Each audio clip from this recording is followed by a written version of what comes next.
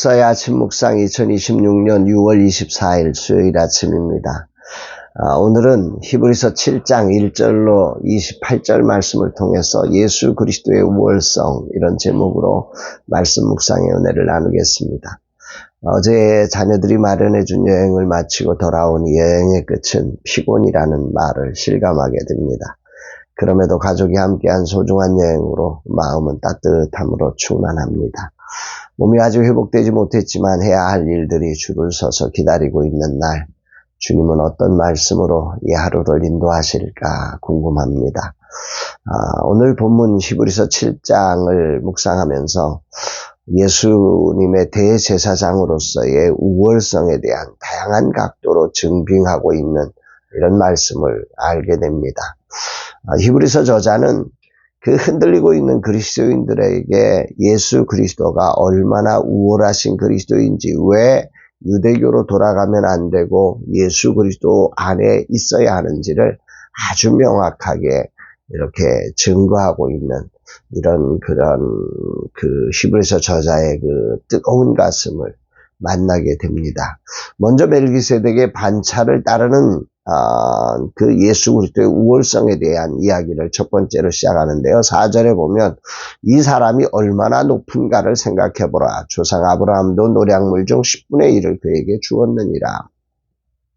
당시 유대인들에게 아브라함은 최고의 조상 아닙니까? 이 최고의 조상, 또 민족의 그 원천이 되었던 이 아브라함 믿음의 그 조상이었던 아브라함을 근거로 해서 히브리서는 영적 원리상 낮은 자가 높은 자에게 축복을 받고 11조를 바치는 것이라고 하는 놀라운 논리를 여기서 전개하고 있습니다. 이 논리는 더 나아가서 레위 지파는 아직 태어나지도 않았지만 조상 아브라함의 허리에 있었으므로 결국 레위 지파도 멜기세덱에게 11조를 바치고 무릎을 꿇은 것이다. 그의 축복을 받았다. 이런 논리로 멜기세덱의 반차를 따르는 예수님은 율법의 레위 지파보다 기원부터 압도적으로 우월하다. 이렇게 전개하고 있습니다. 두 번째 우월성은 이 자격의 차이를 말하는 건데요. 16절에 그는 육신에 속한 한 계명의 법을 따르지 아니하고 오직 불멸의 생명의 능력을 따라 되었으니, 아론 계열의 제사장은 육신에 속한 계명의 법, 즉 혈통과 족보를 따라 세워졌다는 거지요. 그래서 그의 특별함이 아니라 그가 어떤 누구에게 태어났느냐가 이 제사장을 결정하는 이런 기준이라고 하면, 멜기세덱은 성경의 아버지도 3절의 근거에 의해서 보면 아버지도 없고 어머니도 없고 족보도 없고 시작한 날도 없고 생명의 끝도 없는 자로 묘사하고 있습니다. 그러니까 예수님은 유다지파라는 육신의 족보를 초월해서 부활을 통해 죽음을 이기신 무궁한 생명의 능력으로 제사장이 되신 분이다. 혈통이나 외적 조건에 얽매이지 않는 생명 그 자체이신 영원한 대제사장이므로 이 우월성은 비교될 수 없다. 이렇게 논리를 전개한 겁니다. 세 번째 예수 그리스도의 우월성은 사역의 영속성이라는 차이로 증명합니다. 24절 예수는 영원히 계심으로 그 제사장 직분도 갈리지 아니하느니라. 레위 지파에 속한 제사장들의 치명적인 한계는 그들도 육신을 입고 있기에 죽는다는 것입니다. 제사장이 죽으면 사역이 중단되고 다른 제사장으로 교체되어야 했습니다. 그러나 멜기세덱의 반차를 따르는 예수님은 죽음을 이기시고 영원히 살아계시는 대제사장이시기 때문에 갈리지 않는 그분의 구원 사역은 중단되거나 실패할 수 없고 영원하다는 차이로 이 예수 그리스도의 우월성을 증언하고 있는 것입니다. 그리고 이제 마지막으로 매우 위대한 고백이 나오지요. 여기서 이제 이 영원한 제사장으로서의 이 예수님의 우월성을 아주 위대한 고백으로 25절에서 이 히브리서 저자는 말합니다. 그러므로 자기를 힘입어 하나님께 나아가는 자들을 온전히 구원하실 수 있으니 이는 그가 항상 살아계셔서 그들을 위하여 간구하십니다. 그분은 영원부터 영원까지 살아계셔서 우리를 간구하시는, 그래서 온전히 우리를 구원하실 수 있는 최고의 제사장이라고 이렇게 증언하시면서 그 우월성을 확정하고 있는 그런 말씀입니다. 이제 네 번째 차이는 더 좋은 언약의 보증을 받았다는 논리인데요. 22절에 이와 같이 예수는 더 좋은 언약의 보증이 되었느니라. 아론 계열의 제사장들은 하나님의 특별한 맹세 없이 율법의 규례를 따라 제사장이 되었지 않습니까? 그러나 예수님은 시편 110편 4절에 주께서 맹세하시고 뉘우치지 아니하시리니 너는 영원한 제사장이라, 이런 기록에 근거한 대로 성부 하나님의 영원한 맹세로 세워졌으니 이것보다 더 뛰어난 제사장이 어디 있겠느냐, 이런 논리죠. 인간의 법이나 제도가 아니라 절대 변개할 수 없는 하나님의 맹세로 세워지신 예수님은 옛 언약의 한계를 뛰어넘는 더 좋은 언약의 보증, 새 언약이 되신 분이다, 이런 논리인 거죠. 그리고 마지막으로 히브리서는 완벽한 차이를 27절에서 이렇게 제시합니다. 그는 저 대제사장들이 먼저 자기 죄를 위하고 다음에 백성의 죄를 위하여 날마다 제사 드리는 것과 같이 할 필요가 없으니 이는 그가 단번에 자기를 이루셨습니다.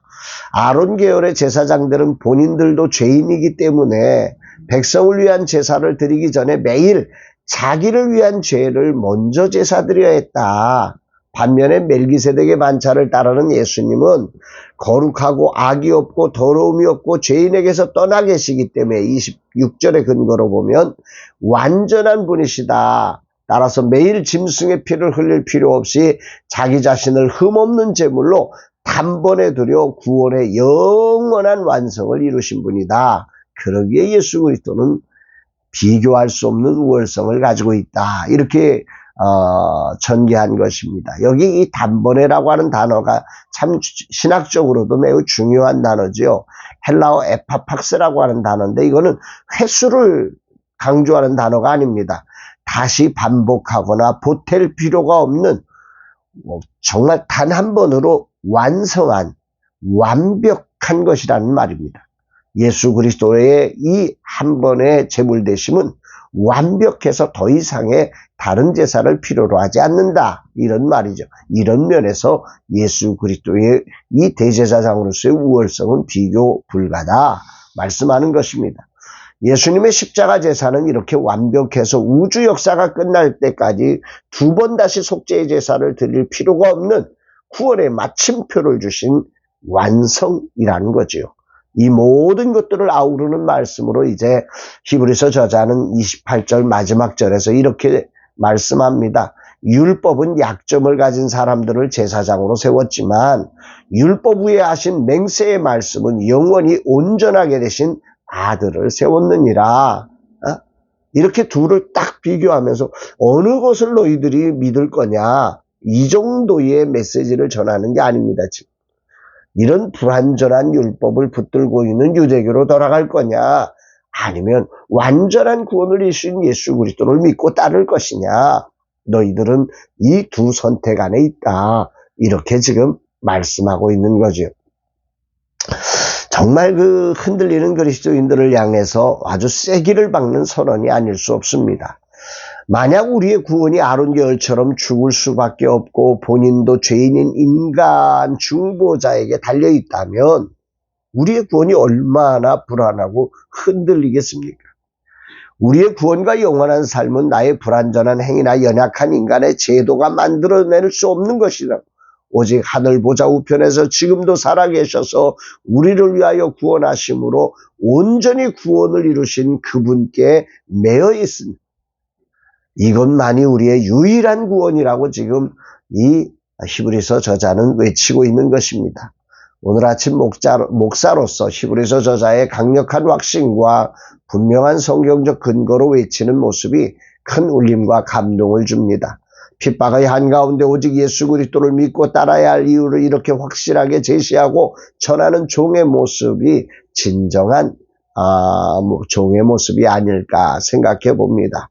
분주한 오늘 일정 앞에서 주님께서 내 영혼의 구원과 미래를 위한 속죄의 일들을 단번에 완성하셨음을 믿기에 저의 조급함을 버릴 수 있습니다.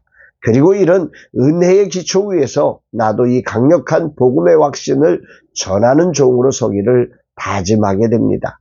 주님, 이 종도 이런 확신 가운데 흔들리는 영혼들을 향해 복음이신 예수님을 증언하는 종이 되기를 원합니다. 성령으로 충만하게 하사 땅끝까지 이 복음의 우월성을 증언하게 하옵소서 고백합니다. 사랑하는 여러분, 세상은 이 예수 그리스도의 유일성과 우월성에 대해서 인정하지 않고 결국은 세상에 굴복하라고 우리를 유혹하는 이 한가운데서 오늘 많은 그리스도인들이 흔들리고 있는데, 오늘 히브리서 7장에 이 저자가 외친 이 예수 그리스도의 우월성, 이 복음을 통해서 다시 한번 우리 자신의 신앙을 점검하고 예수 그리스도 앞으로 나아가는, 예수 그리스도를 의지해서 하나님 앞에 서서 완전한 구원을 이루어가는 저와 여러분들 되시기를 주의 이름으로 축복합니다. 사랑합니다, 여러분.